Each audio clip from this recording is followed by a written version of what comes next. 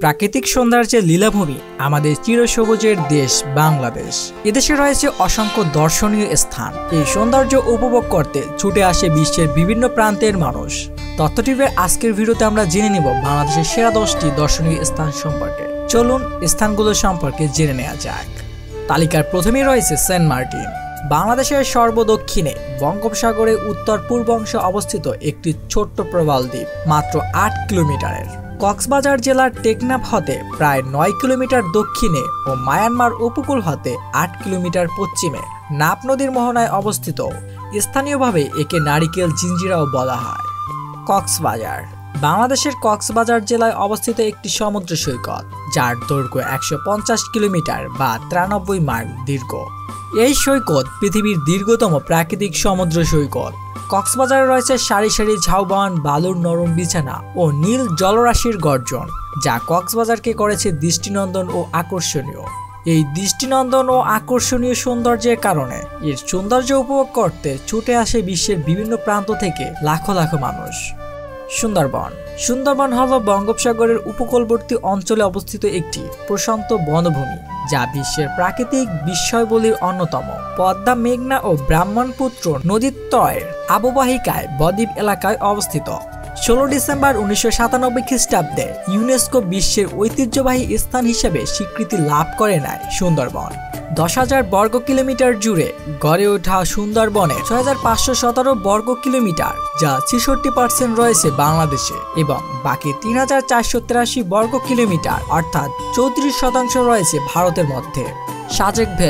Sajek valley বাংলাদেশের দক্ষিণ পূর্ব জেলায় রাঙ্গামাটির বাগাইছড়ি উপজেলার সাজেক ইউনিয়নের অন্তর্গত একটি বিখ্যাত পর্যটন স্থল। মিজোরাম সীমান্তের কাছেই সাজেক ভ্যালি অবস্থিত। সকাল বিকাল এখানে প্রাকৃতিক রং বদলায়। চারপাশে সমুদ্রের ঢেউয়ের মতো বিস্তীর্ণ পাহাড় সারি আর তুলোর মতো মেঘ। এরই মধ্যে মাথা উঁচু করে দাঁড়িয়ে রয়েছে নৈসর্গিক সাজেক ভ্যালি। টাঙ্গুয়ার হাওর বাংলাদেশের বৃহত্তম জলমহলগুলোর অন্যতম।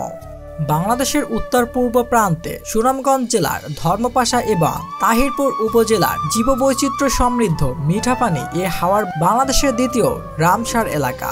পাখিদের কলকাকলির মুখরিত টাঙ্গুয়ার হাওর মাছ, পাখি এবং অন্যান্য জলজ প্রাণীর এক বিশাল অভয়াশ্রম। এটি একটি মাদার ফিশারি। হিজল করেছে দৃষ্টিনন্দন সারি সারি এ হাওরকে করেছে মোহনীয়। তারার গোল হাওর সিলেটের গোয়াইনহাটে অবস্থিত বাংলাদেশের একটি মিঠাপানির জলবন। একসময় বাংলাদেশের একমাত্র জলবন হিসেবে মনে করা হতো তারার গোলকে। সিলেটের স্থানীয় ভাষায় মুর্তা বা পাটি গাছ তারা গাছ নামে পরিচিত। সেই তারা গাছের নাম অনুসারে এ বনের নাম দেওয়া হয় তারার গোল। নাফাকুম বান্দরবান জেলার থানচি উপজেলার রোমাত্রিক ইউনিয়নের এই জলপ্রপাতটি অবস্থিত।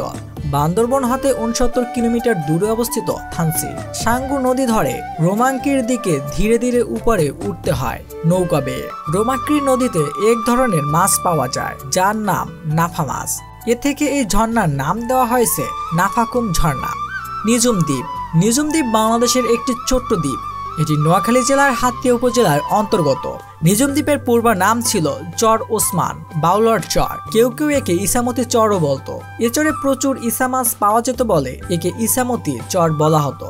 2001 সালে 8 এপ্রিল বাংলাদেশ সরকার পুরো দ্বীপটিকে জাতীয় উদ্যান হিসাবে ঘোষণা করে। কুয়াকাটা বাংলাদেশের দক্ষিণ পশ্চিম অঞ্চলের পটুয়াখালী জেলায় অবস্থিত। কুয়াকাটা সমুদ্র সৈকত, যা পর্যটকদের কাছে সাগরকন্যা হিসেবে পরিচিত। এটি বাংলাদেশের একমাত্র সৈকত যেখান থেকে সূর্যোদয় এবং সূর্যাস্ত দুটি দেখা যায়। সাফারি পার্ক বাংলাদেশের গাজীপুর জেলায় অবস্থিত। বাংলাদেশের সবথেকে বড় এবং সুন্দর পার্ক হচ্ছে এটি। এই পার্কে বিভিন্ন প্রজাতির পশু পাখি রয়েছে। সাফারি পার্ক তৈরি করা হয়েছে থাইল্যান্ডের সাফারি পার্ক নাম অনুসারে।